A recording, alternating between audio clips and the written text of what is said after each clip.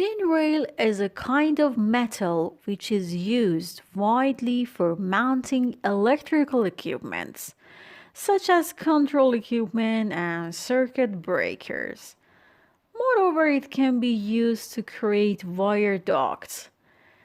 Thin rail makes it possible to remove devices and replace them.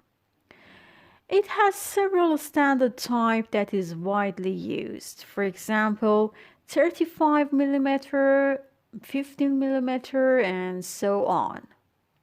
In this section, we are going to learn about how to insert them into drawing.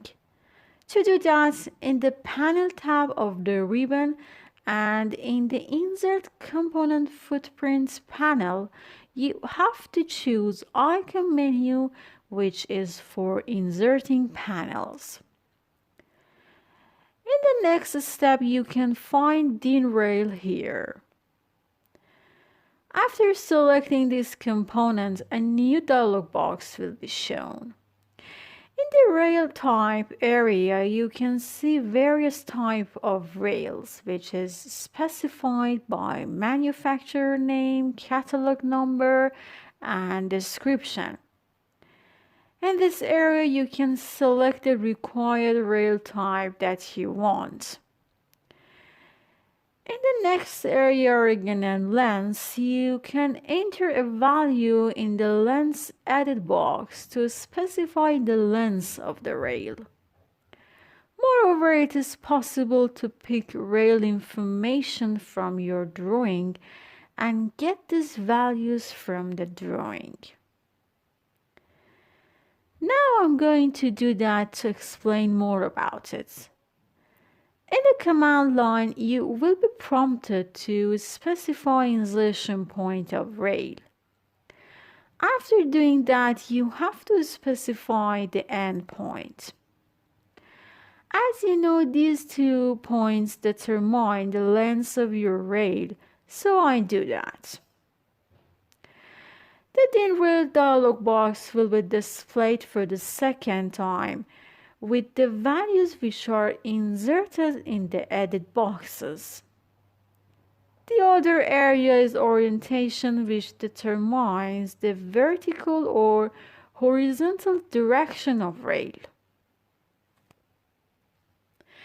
The other needed area is panel mounting, which has 3 parts. The first part is NC holes that mount thin rail as NC holes.